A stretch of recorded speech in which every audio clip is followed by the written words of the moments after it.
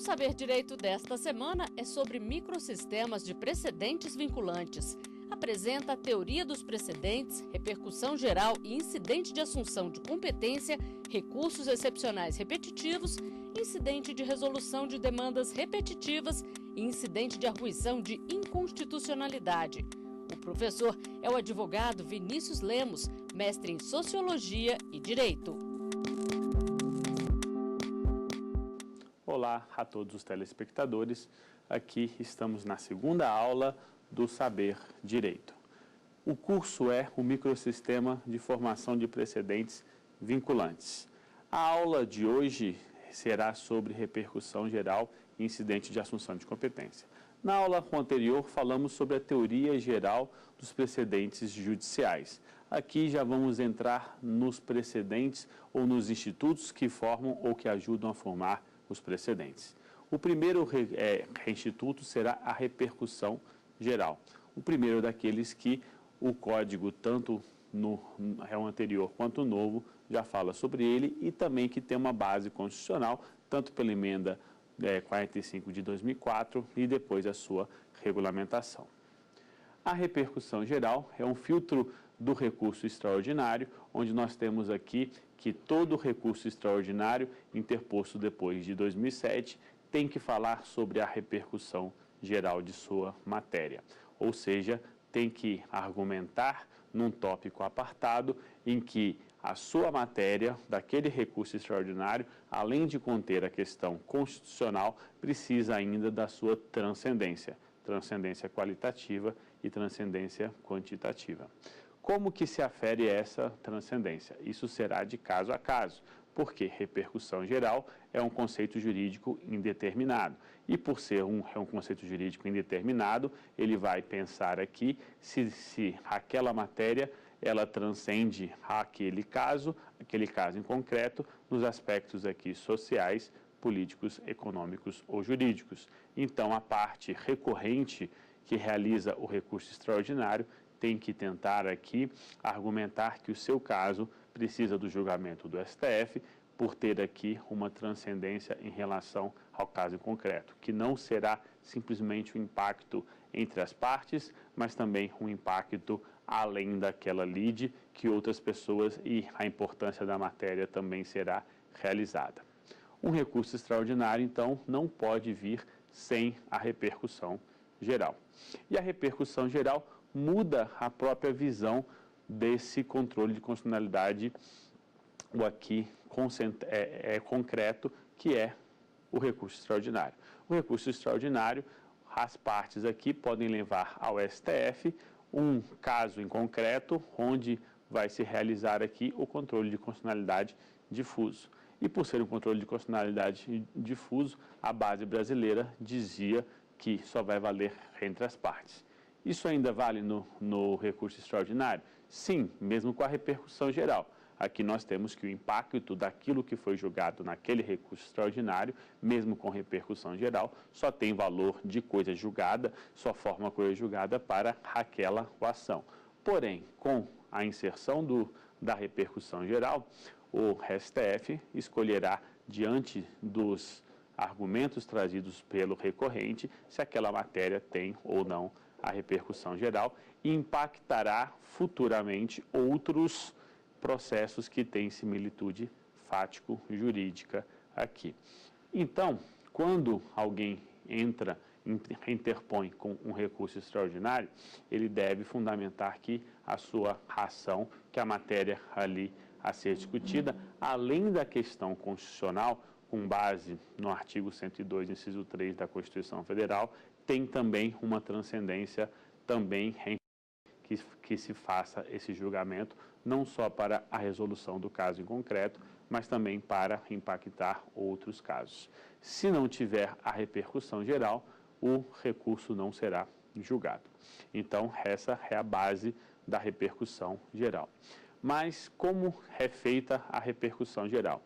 A repercussão geral é realizado diante de uma admissibilidade, ele é um requisito de admissibilidade e, se preenchidos os outros requisitos de admissibilidade tanto os gerais quanto os específicos dos recursos excepcionais, ou seja, se tem preparo, tempestividade, cabimento, adequação, ausência de atos de disposição, legitimidade, interesse de recorrer, o recurso está pronto para ser visualizado, para ser analisado diante da existência ou não da repercussão geral.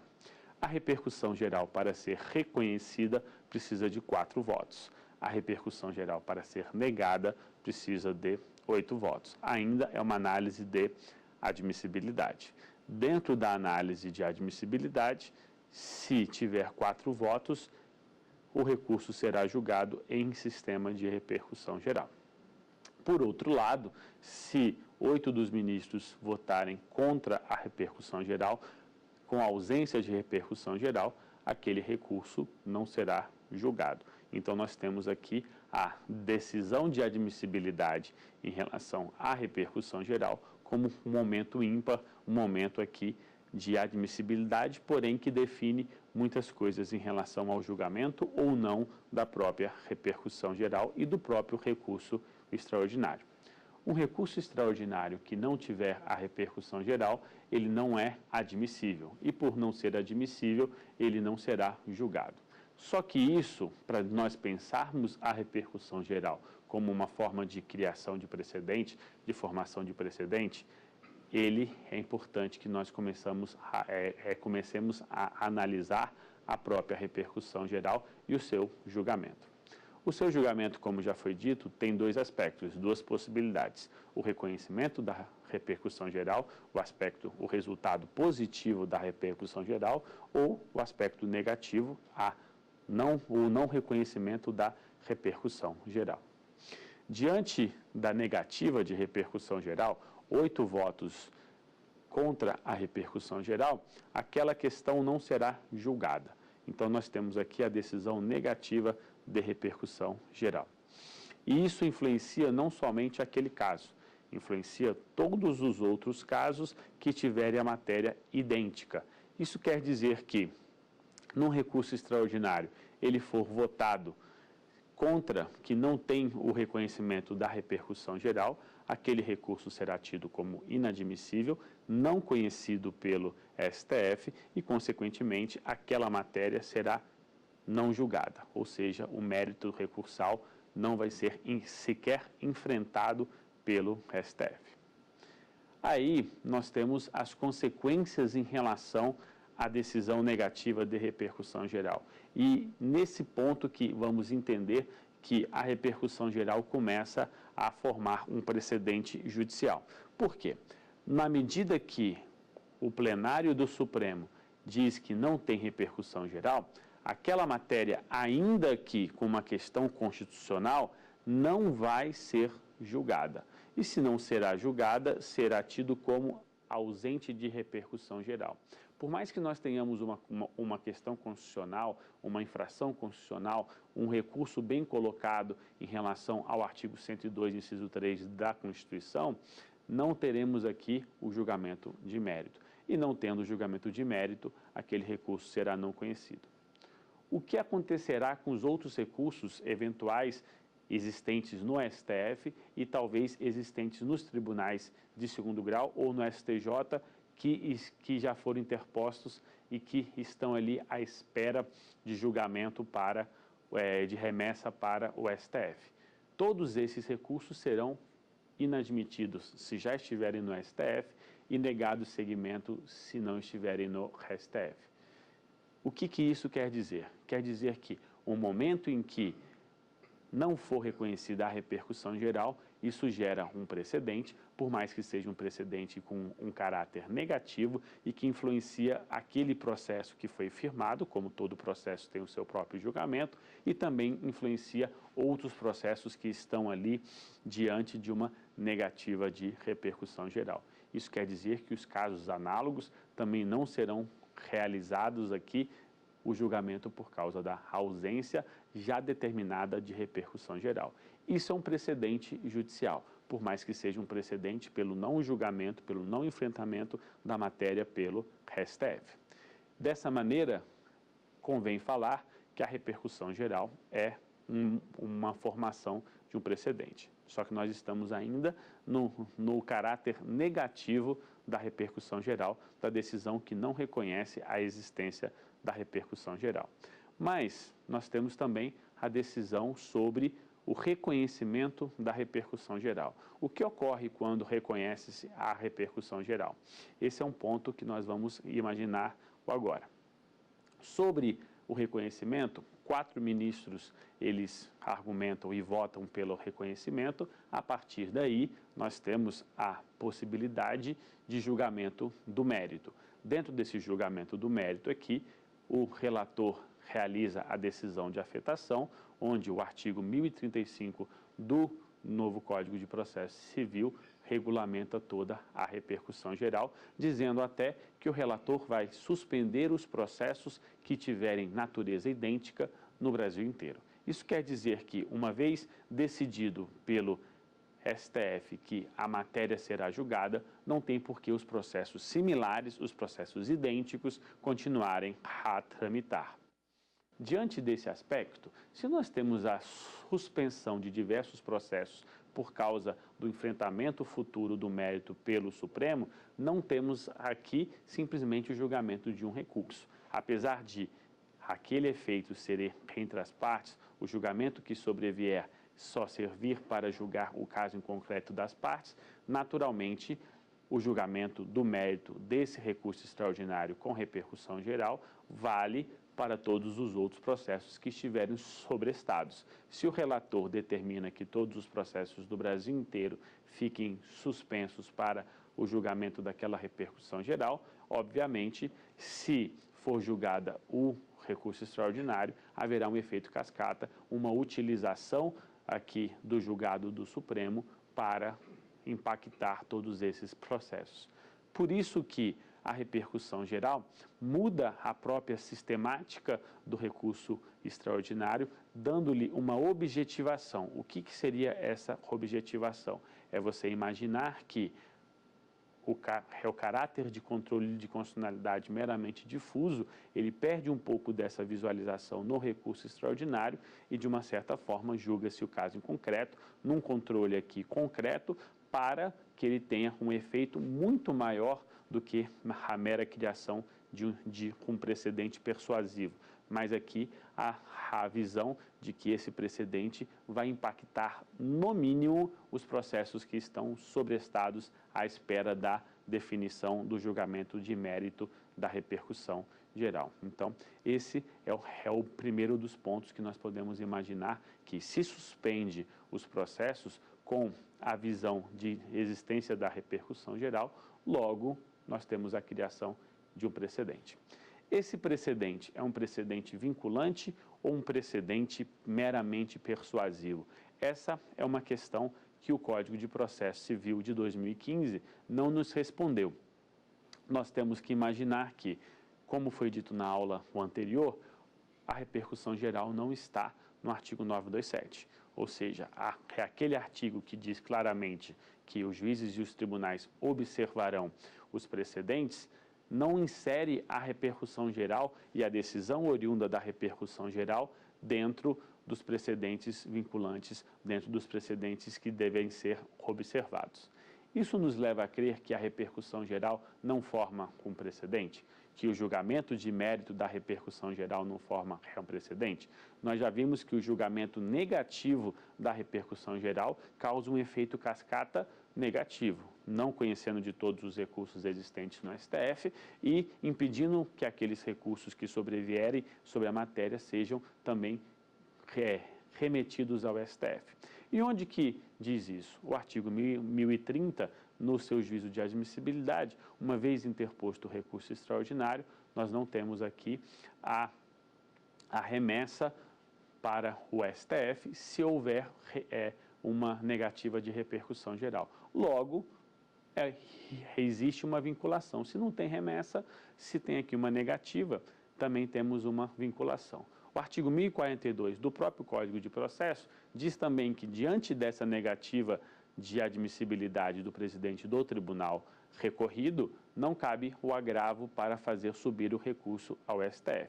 Se o o presidente do tribunal nega o recurso extraordinário porque não tem repercussão geral naquela matéria já dito pelo STF e nem pode agravar para levar ao STF, evidentemente nós já temos uma vinculação, nem que seja uma vinculação nesse ponto pela negativa.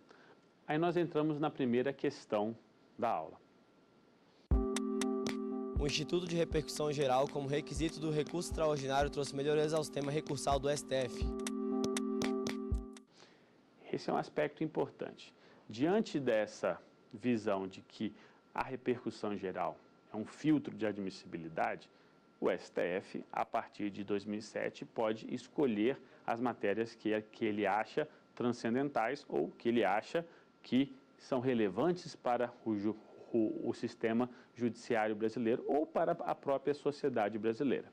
Diante dessa visão de que o STF escolhe os recursos a serem julgados, e escolhem pela relevância da matéria, pela repercussão geral da matéria, não serão todos os processos que chegarão até o STF. Não será qualquer matéria que chega até o crivo do Supremo. Então, nesse aspecto, a repercussão geral, diante da inovação, não desse código, mas do código anterior e da própria emenda 45 de 2004, ele traz aqui uma objetivação ao recurso extraordinário, tendendo a fazer com que o recurso extraordinário cumpra muito mais a sua função constitucional diante do que deve ser um recurso extraordinário do que meramente uma simples revisão. Diante disso, a resposta é: o sistema recursal tende a melhorar, como já demonstrou nos últimos 10 anos, melhorias com a inserção da repercussão geral, que não é um instituto novo em relação ao Código de 2015. O Código de 2015 simplesmente melhorou-lo em relação a criar uma sistematização mais condizente com a sistemática recursal, mas não trouxe nenhuma grande inovação, porque é um instituto que é constitucional e não aqui meramente processual. Então, tem essa melhoria. Diante de uma decisão de mérito do recurso extraordinário, nós temos aqui uma vinculação também, só que o STF pode julgar um recurso extraordinário na turma e pode julgar um recurso extraordinário no pleno. Ambos terão um caráter de vinculação, como no artigo 927 ou como aqueles outros institutos? Essa é uma grande questão a se responder. Aqui nós temos que um recurso extraordinário com repercussão geral julgado meramente na turma, ele vai ser difícil de ter um caráter de definição da matéria, porque não foi julgado pelo pleno e aí não entraria no 927. Um recurso extraordinário com repercussão geral, ele entra no 927 se for julgado pelo pleno, porque o pleno de um tribunal, aquilo que for decidido, ele vincula todos os órgãos. E o pleno do Supremo, ao decidir, ele cria ali uma vinculação para todo o sistema processual brasileiro, o sistema judiciário brasileiro. Por isso que nós dizemos que um julgamento do pleno do STF tem total vinculação se feito em sistema de repercussão geral. Diante dessa diretriz, nós temos também o artigo 1030 e o artigo 1042. Ambos os artigos dizem que o presidente do tribunal recorrido não remeterá o recurso extraordinário se tiver aqui um confronto com o tema, com a matéria de mérito do STF, ou seja, se o STF julgou em repercussão geral e alguém recorrer contra a decisão do STF, o presidente do tribunal já diz que não terá motivo para remeter esse recurso ao STF, porque ele quer algo que o STF já definiu em sentido inverso. E aí ele nega o recurso extraordinário e sobre ele não caberá agravo para fazer subir esse recurso. Se ele nega o recurso extraordinário e não cabe agravo, nós temos que a decisão de mérito do STF também tem um efeito vinculante, pela conjunção do artigo 1030 e pela conjunção do artigo 1042. Um que nega o recurso extraordinário porque vai contra a decisão e outro porque nós temos aqui que não cabe o agravo do 1042, o agravo em recurso extraordinário, quando ele confronta uma decisão de mérito de repercussão geral. A grande questão sobre isso é, ele não diz se é uma vinculação somente da turma ou somente do pleno. E aí que entra a grande lacuna do Código de Processo sobre a repercussão geral. Mas, de toda maneira, nós podemos analisar que o regime de repercussão geral, positivo ou negativo, cria, evidentemente, uma eficácia vinculante. Ele cria aqui um sistema de vinculação, por mais que nós tenhamos uma decisão do pleno ou da turma, ele cria uma vinculação maior ou uma vinculação menor, sempre tendo de ser observado pelos julgadores. Nós temos também as hipóteses objetivas de repercussão geral. O que seriam hipóteses objetivas de repercussão geral? Nós iniciamos falando que repercussão geral é um conceito jurídico indeterminado. E por ser indeterminado, a análise deveria ser de caso a caso. Porém, o Código de Processo coloca que em algumas situações serão aqui determinados que o próprio conceito de repercussão geral será objetivado, ou seja, situação em que nós temos conceitos objetivos. A primeira dessa situação é quando o acordo anterior contrariar súmula ou entendimento pacificado do STF. Isso quer dizer que, se o acordo anterior contraria uma súmula do STF, evidentemente existe uma repercussão geral, porque ele está indo contra um próprio entendimento do STF, firmado e reiterado até que vem a edição de uma súmula. Se o acordo anterior vai contra o entendimento do STF, evidentemente nós temos aqui uma hipótese objetiva de repercussão geral. Depois, nós temos outra hipótese objetiva de repercussão geral, que será aqui o ponto entre a declaração de inconstitucionalidade de lei federal.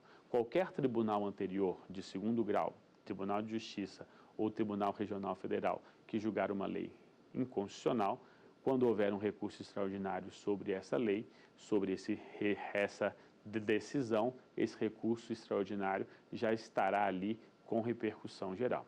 Então, esse é um ponto bem interessante. Obviamente que se o STJ, em situações excepcionais, o seu órgão especial também declarar uma lei federal inconstitucional, também cabe recurso ao STF, recurso extraordinário, e também a repercussão geral será objetiva.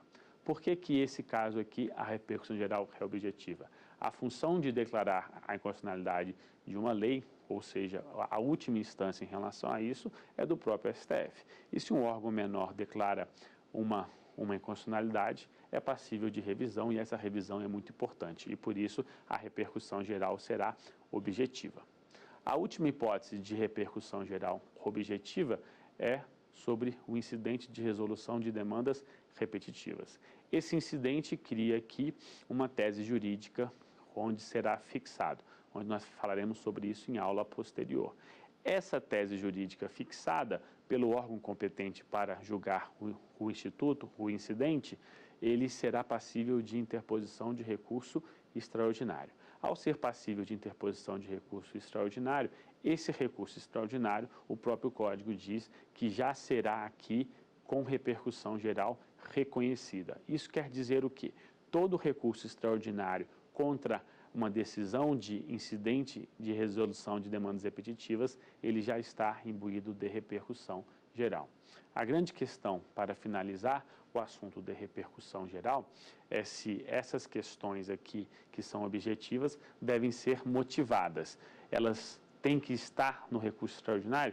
Evidentemente, só que a carga probatória aqui é bem menor, a carga argumentativa é bem menor. Eu não preciso argumentar a existência da repercussão geral para que eu convença o plenário ou os ministros a reconhecer a repercussão geral, mas eu preciso fazer a relação fático-jurídica de que aquele processo se enquadra naquela questão objetiva. E aí nós temos a repercussão geral objetiva nessas três hipóteses. Sobre a repercussão geral, para nós darmos aqui um sentido geral sobre a repercussão e a figura dos precedentes judiciais, ela está incerta ao microsistema de formação de precedentes, porque ela cria, evidentemente, um precedente. E ela altera alguns pontos aqui. nós podemos ter a figura do amicus curiae sobre o julgamento da admissibilidade da repercussão geral, sobre o julgamento principalmente de mérito da repercussão geral, nós podemos ter audiências públicas, nós podemos ter a sociedade participando como uma sociedade aberta de intérpretes ou tentando abrir isso para o próprio julgamento da repercussão geral. Logo, ela forma um precedente, ela tem um microsistema, ela tem ali uma visão de que vai ser firmado um precedente judicial. Por esse motivo é que nós entendemos que a repercussão geral faz parte de um microsistema, não de julgamento de casos repetitivos, mas de julgamento que forma um precedente judicial vinculante, por mais que não esteja ele incerto, ele dentro do artigo 927 de forma geral, mas ele pode ser visualizado também se julgado pelo pleno aqui dentro dessa possibilidade que nós vimos do artigo 927, principalmente no inciso 5 do novo Código de Processo Civil. E aqui nós encerramos a parte de repercussão geral. O próximo assunto aqui, que também fala sobre um microsistema de formação de precedentes vinculantes, é o incidente de assunção de competência. O incidente de assunção de competência, ele está no artigo 947 do novo Código de Processo Civil. Mas ele é uma novidade? Esse é um aspecto interessante do incidente de assunção de competência. Ele é nomeado no artigo 947 e ele tem um artigo todo para si com vários parágrafos que explicam a sistemática no novo Código de Processo Civil. Mas ele foi inserido no Código de Processo anterior, no Código de 73, ali por volta do início dos anos 2000. Mas ele não tinha um nome próprio, ele só dizia que, numa questão relevante, o relator ou o colegiado poderia levar essa questão numa transferência de competência. E aqui, no novo Código de Processo Civil, no artigo 947, não só se nomeia ele como incidente de assunção de competência, bem como cria toda uma sistematização, uma definição, uma conceituação e uma ampliação do próprio incidente. Esse aspecto é importante até para nós podermos entender o incidente de assunção de competência. O que é esse incidente? Assunção significa elevação e com a assunção de competência nós temos a elevação da competência de um recurso, de uma ação de competência originária ou de uma remessa para um órgão maior. Isso quer dizer, se eu entrei com um recurso, vamos supor, uma apelação, se tiver um incidente de assunção de competência, nós temos a transferência desse julgamento para um colegiado maior. E por isso, esse colegiado vai assumir a competência não somente para julgamento do incidente, mas também para julgamento da própria ação, do próprio recurso, da própria remessa. Então, isso que é a conceituação do próprio nome em relação de assunção de competência. Só que para nós visualizarmos a assunção de competência, nós precisamos conceituá-la de maneira ampla. E isso o artigo 947 não deixa de fazer. Para que eu possa suscitar uma assunção de competência, a minha ação precisa de uma questão de direito, meramente de direito, que traga uma questão de uma grande questão jurídica ou uma questão de relevância social, repercussão social, com interesse público e sem multiplicidade. Então, nós temos aqui alguns requisitos. A questão meramente de direito, não pode ser uma questão fática, precisa ser uma questão meramente de direito, que ela traga uma relevância jurídica, uma repercussão social. Então, o que seria essa repercussão social? E por isso que nós colocamos na mesma aula da repercussão geral. Essa relevância social pode estar ali interpretada com os mesmos requisitos da repercussão geral. Os aspectos aqui que vão importar para a sociedade, diante dos aspectos políticos, sociais, econômicos e jurídicos. Então, uma grande questão de direito, que não tenha afetada em multiplicidade. Isso quer dizer o quê? Não pode ter processos múltiplos sobre aquele tema para que tenha um incidente de assunção de competência. Mas o fato de não ter processos múltiplos diz que é somente um caso, diz que é somente uma das questões, é um processo único. Não. nós não vamos ter diversos processos, múltiplos processos, 1 milhão de processos, 100 mil processos, 50 mil processos naquele tribunal. Mas um tribunal menor, com 100 processos, 500 processos, até 1000 processos, dependendo da quantidade que for em um tribunal, eu vejo que ainda seria incidente de assunção de competência. Então, essa ausência de multiplicidade não pode ser interpretado de forma tão literal que diga que seja somente ali uma questão, assim, de um processo só. Então, essa é aqui a conceituação de incidente de assunção de competência. Nós temos aqui um incidente que fala sobre questões jurídicas relevantes, de grande repercussão social e que tem aqui uma ausência de multiplicidade. Essa ausência de multiplicidade será importante para diferenciar dos outros institutos que têm multiplicidade, como nós veremos nas aulas posteriores. O incidente de assunção de competência pode falar sobre questões processuais ou meramente materiais? Esse aspecto é muito importante. Por quê? O Código, no artigo 947, não fala sobre a incidência do que seria a questão relevante ou a questão meramente de direito. E aí nós temos questões aqui em relação ao processo e questões em relação à matéria. Qual seria a diferença delas? Nós temos aqui que, dentro de um processo, nós podemos ter dúvidas, questões de direito que são meramente processuais. O que quer dizer isso? Eu posso ter dúvidas sobre o cabimento de um recurso, eu posso ter dúvidas sobre a possibilidade de produção de uma prova, eu posso ter dúvidas se em algum momento tem que abrir prazo para uma parte ou não, e isso ser uma grande questão jurídica. Eu daria como exemplo aqui que nós temos um rol taxativo do agravo de instrumento e que, em determinada hipótese que você tem dúvida sobre o cabimento, essa é uma grande questão de direito processual e aí quem entrar com agravo de instrumento pode suscitar um incidente de assunção de competência. Ao fazer isso, ele está dizendo que uma questão meramente processual é importante, tem grande relevância jurídica e que por isso deve ser julgada em assunção de competência, desde que não haja multiplicidade sobre a questão. Mas isso faz com que, no aspecto material, eu não possa suscitar um incidente de assunção de competência? Isso quer dizer o quê? Nas matérias de fundo, nos pedidos que eu faço em relação à ação, eu posso ou não posso suscitar um incidente de assunção de competência?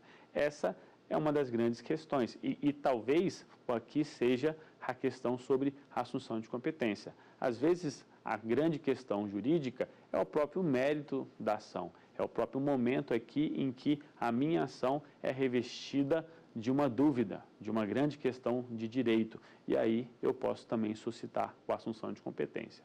Dessa maneira, nós temos duas formas de matéria em relação à suscitação da assunção de competência.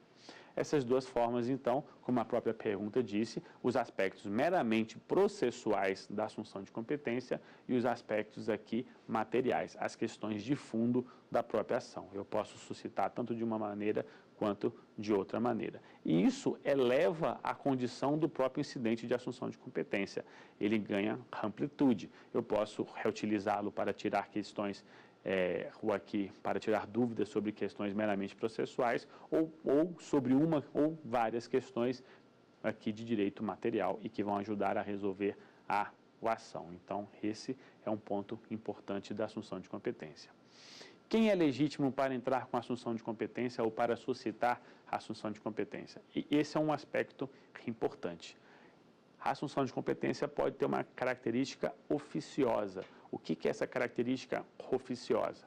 A assunção de competência pode ser reintentada, pode ser suscitada pelo relator do recurso, da remessa ou do processo que está em competência ordinária. Isso quer dizer que aquele relator que for julgar o recurso pode, durante o julgamento do recurso, falar que eu acho que essa matéria é relevante e que se enquadra no incidente de assunção de competência. Então, ele pode ter uma característica oficiosa. Nós utilizamos a palavra do relator, mas tudo que o relator pode fazer, os outros membros do colegiado também podem, porque eles também fazem parte do próprio colegiado. Depois, nós temos os aspectos aqui em relação à parte. Tanto o recorrente ou recorrido, o autor ou réu numa competência originária, podem suscitar a assunção de competência, né? Eles podem, já no seu recurso ou em petição paralela, falar que o meu processo tem uma grande questão de direito, que tem uma repercussão na sociedade e que não tem multiplicidade. E, por isso, ele requer a assunção de competência, tanto o recorrente quanto o recorrido. Também poderá suscitar a questão sobre a assunção de competência o Ministério Público e a Defensoria Pública. Só que nesse caso aqui, o Ministério Público e a Defensoria Pública agiriam de modo diverso, porque quando o Código coloca que a Defensoria Pública e o Ministério Público vão poder suscitar, ele não pensa que esses dois órgãos estariam no processo como partes, e sim que ele estaria no processo aqui como intervindo no processo porque aquela matéria é importante, não será a visão como parte. Por que esses órgãos não seriam visualizados como partes aqui? Eles podem ser parte? Podem. Eles podem representar ali um litigante, um jurisdicionado, como na Defensoria Pública? Pode. Mas quando a Defensoria Pública via um autor de um processo em que ele representa, suscita, ele o faz como parte. E ele não precisaria dessa legitimação para a Defensoria Pública. Então, o entendimento aqui é que a Defensoria Pública pode chegar em um processo que ela não faz parte e falar que quer atuar como Defensoria Pública, porque aquele processo ela entende que tem uma grande repercussão, que tem uma grande questão de direito. Mesma coisa o Ministério Público. Quando ele atuar custo legis, ele pode aqui, sendo interveniente do processo, falar que quer atuar aqui para suscitar o incidente de assunção de competência. Qual que é o momento importante e limite para a assunção de competência, para suscitar a assunção de competência? Esse ponto é importante por quê? Porque dentro desse viés de suscitação, nós temos o julgamento do recurso, da remessa ou da ação de competência originária. Esse é o ponto limítrofe, ou seja, o limite para que tenha a suscitação. Por quê? Depois que o recurso é julgado, que a ação for julgada, não tem mais motivo para a assunção de competência. Ele é um incidente preventivo de formação de precedente. Então, nós temos esse ponto diferenciante aqui que faz com que nós tenhamos que suscitar a assunção de competência até o momento do julgamento. Qual que é a maneira com que nós possamos julgar ou suscitar a assunção de competência? Pode ser na própria petição do recurso, quem for o recorrente, na própria petição das contrarrazões, quem for o recorrido, pode ser também numa petição avulsa. Ele pode aqui entrar com uma petição dizendo que quer simplesmente a suscitação da assunção de competência. Excepcionalmente, pode ser feito até na sustentação oral. Na sustentação oral, as partes poderão também suscitar a assunção de competência. Aqui, ele não será cooperativo com o tribunal, porque ele não vai ter a formalidade de ter um documento que demonstre ali claramente qual que seria a assunção de competência e os seus requisitos. Para o Ministério Público e a Defensoria Pública, eles têm que entrar com parecer no processo, também até antes do julgamento. O Ministério Público, se for o caso, ele faz parte da decisão, do julgamento, ele faz parte da mesa de julgamento. Então, ele pode também, na palavra que ele possa ter durante o julgamento, suscitar o incidente de assunção de competência. Não vislumbro que a Defensoria teria esse momento durante o julgamento. Então, teria que realizar antes do julgamento em memoriais e uma petição ou reapartada. Já o órgão julgador, ele é durante o julgamento. O relator, ao iniciar o julgamento, já pode suscitar o incidente de assunção de competência. Ele fala sobre as hipóteses de cabimento. Mas precisa ser realmente o relator? Pode ser um outro membro do colegiado? Pode, não tem nenhum problema, porque tudo que o relator possa fazer, os outros membros do colegiado também poderão fazer. Então, não tem nenhum problema que, se não for o relator, que seja um outro membro. Aqui nós temos que, independentemente dos membros que julgarem, esse processo será suspenso. Como assim um processo é suspenso durante o julgamento do recurso, da remessa ou da ação de competência originária. Uma vez que a assunção de competência é requerida tanto pelas partes, pelo Ministério Público ou Defensoria Pública, ou de forma oficiosa, isso faz com que o processo não possa ser julgado. Todo incidente faz com que a questão principal fique à espera do julgamento do incidente. O incidente aqui em questão é a assunção de competência. Uma vez que você tenha a assunção de competência aqui instaurada preliminarmente na Câmara ou no órgão fracionário, o normal é que os 3 membros ou mais, se for no Tribunal Superior, julguem a admissibilidade da assunção de competência. Aqui não é o próprio julgamento da assunção de competência, mas o julgamento em relação à admissibilidade. Esses membros do colegiado do órgão fracionário vão verificar se os requisitos da própria assunção de competência estão presentes ou não. Como assim se eles estão presentes ou não?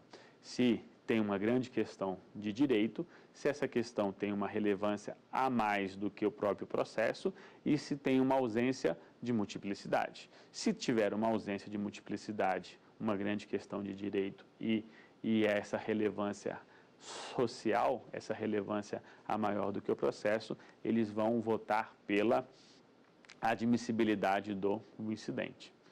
Com a admissibilidade do incidente, o julgamento do processo, do recurso, é suspenso, não chegando até o final, porque ele para julgar o incidente. De modo inverso, se os membros do colegiado entenderem que não tem algum dos requisitos, e pode ser qualquer dos requisitos, pode ser que seja uma ausência de uma grande questão de direito, que seja uma questão fática, se for uma questão fática não cabe a assunção de competência.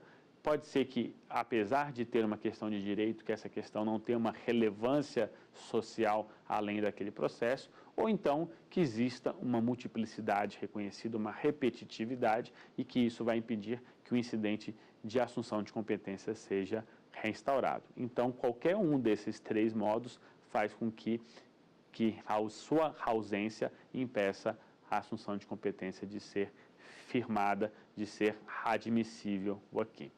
Mas, se for admissível, não se pode mais julgar o recurso naquela sessão. O processo será suspenso e será remetido para o órgão responsável para julgar a assunção de competência, o órgão que firma precedente naquele tribunal. O código não entrou diante desse órgão. O órgão responsável dependerá de cada tribunal. Cada tribunal vai criar, dentro do seu regimento interno, qual que é o órgão para formar o precedente, qual que é a sua composição, qual que é a sua formação. Depende de cada um dos tribunais. Uma vez que o processo não é julgado mais pelo órgão fracionário, ele será remetido para o tribunal, para o órgão dentro do tribunal que julgará o precedente, que julgará a assunção de competência. Chegando nesse órgão, ele vai ser visto aqui diante de um relator, e esse relator, com a cópia para todos os membros, com a ciência de todos os membros desse novo órgão, ele vai aqui passar para toda uma procedimentalidade. A decisão de afetação, que será aqui a delimitação da matéria a ser julgada na assunção de competência, tem ainda a visualização em relação a um procedimento diverso, um contraditório ampliado, a possibilidade de amicus curiae, a possibilidade de outras partes falarem, das partes do processo falarem, bem como também, se for o caso, as audiências públicas.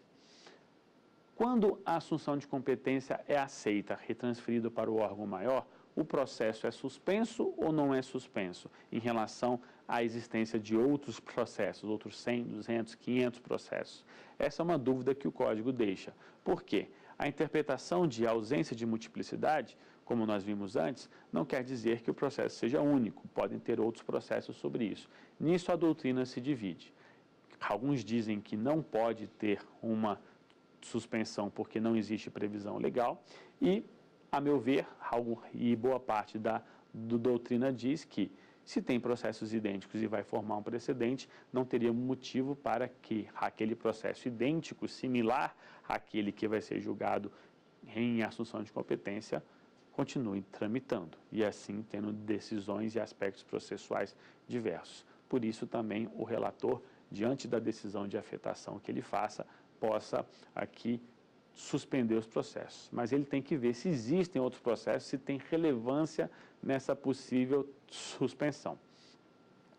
Uma vez que o colegiado maior, o colegiado responsável por formar o precedente, ele recebe o processo, nós temos aqui uma admissibilidade, ou seja, o órgão vai fazer novamente a admissibilidade. E essa admissibilidade pode ser tanto num tribunal superior quanto num tribunal de segundo grau, que nos leva à próxima questão. Existe aplicabilidade da assunção de competência ao âmbito dos tribunais superiores? O artigo 947, ele é omisso em relação à aplicabilidade. Onde que a assunção de competência fala sobre a sua reaplicação? Ela serve somente para os tribunais de segundo grau? No Código passado era. Por quê? Porque no Código passado a assunção de competência estava inserida somente no recurso de apelação. Agora o artigo 947, ele tem uma amplitude maior. Ele fala recurso, remessa e competência originária. Logo, ele não diz qual que é o tribunal. Ele não diz se é para segundo grau ou se é para tribunal superior. Sem essa previsão legal específica ou delimitadora, se ele seria para um tribunal superior ou para um tribunal somente de segundo grau, a intenção é que a assunção de competência caiba para qualquer dos tribunais. Então, não tem aqui a impossibilidade de um tribunal superior suscitar a assunção de competência. E talvez, principalmente no STJ, seja a saída para com que, ao invés de você ter as decisões díspares sobre aquela matéria, já junta com um colegiado maior, com uma amplitude maior do julgamento e define a matéria até antes de sobrevir uma multiplicidade. Então, nós podemos entender a assunção de competência ainda quando tem poucos processos sobre aquela matéria, com potencial multiplicidade, mas que ainda não foi reverberada. Então, eu vejo, respondendo a questão de forma bem clara, a assunção de competência para qualquer tribunal, inclusive para o STJ, inclusive para o STF. Diante dessa questão, o Instituto da Assunção de Competência, o incidente ganha um aspecto bem maior. Ele pode servir como um pacificador da questão jurídica em qualquer dos tribunais. E aí, voltando à procedimentalidade, uma vez admissível esse recurso, essa competência originária ou remessa no próprio tribunal, no próprio órgão colegiado, ele vai dizer se ele aceita a atribuição dada pelo órgão fracionário ou não, ou seja, uma segunda admissibilidade.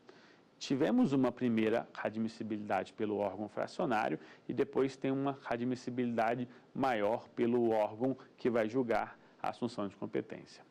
Uma vez admissível a assunção de competência, é ali que começa a formação, depois da decisão de afetação, do contraditório ampliado de todas as manifestações. Uma vez que todos se manifestaram, que teve audiência pública ou não, que suspendeu ou não os processos, que todos os amicus curiae que quiseram entrar e o relator admitiu, se todos falaram, o incidente está pronto para o julgamento. E o julgamento será por esse colegiado, o ampliado. Como que funcionará o julgamento da assunção de competência? A assunção de competência vai julgar primeiro a questão de precedente, a questão que formará o precedente, ou seja, um incidente ali, a questão processual ou a questão material, e depois julgará o próprio recurso. Então, nós temos dois momentos cognitivos no mesmo julgamento. Como que funciona isso? Vamos supor que eu tenho um agravo de instrumento que eu não sei se terá o cabimento ou não. E eu tenho a questão que o agravo resolve. A competência, por exemplo. Eu posso entrar com esse agravo de instrumento e suscitar a assunção de competência se ele é cabível ou não. Dentro de uma hipótese igual essa, o colegiado maior que forma o precedente vai ter que dizer se é cabível ou não, que é o próprio incidente de assunção de competência, o próprio mérito da assunção de competência, e aí ele julga e forma um precedente. Depois de formar o precedente, ele vai julgar o mérito do recurso, o mérito da ação. Quando ele forma o mérito da ação, do recurso, e ele não está dentro da assunção de competência, essa parte não é um precedente judicial vinculante. Apesar de ser um precedente firmado por um colegiado maior, ele não seria um precedente judicial vinculante, essa parte que está fora da assunção de competência. Lembrando, então, que tem dois momentos cognitivos. O mérito da assunção de competência é aquela questão de direito processual ou material que tem grande repercussão social e ele tem uma ausência de multiplicidade. Somente essa parte que tem uma vinculação. O que se julgar depois, os pedidos da ação, os outros pedidos, as outras questões que forem julgadas no recurso, não terá uma vinculação. Então, esse ponto aqui é que não se vincula o recurso inteiro. E onde que está essa vinculação? O próprio artigo 927 diz que terá a vinculação que o decidido em assunção de competência deve ser seguido por todos os juízes de primeiro grau ou do próprio tribunal e dos tribunais ali abaixo. Então, se decidido em assunção de competência, tem essa vinculação. Na aula de hoje, então, falamos sobre a repercussão geral, todos os aspectos procedimentais da repercussão geral e, principalmente, a visão de que a repercussão geral forma um precedente judicial tanto na sua decisão positiva quanto na sua decisão negativa. E depois adentramos no incidente de assunção de competência, explicamos todo o seu procedimento, a sua aplicabilidade nos tribunais superiores, bem como a sua amplitude das questões materiais e questões processuais, explicando também todo o seu procedimento e, principalmente, que ele faz parte do microsistema de formação de precedentes vinculantes. Esse é o resumo da aula de hoje. Ficou com dúvidas? Então mande um e-mail para saberdireito@stf.jus.br. E você também pode estudar pela internet. Basta acessar o site tvjustiça.jus.br.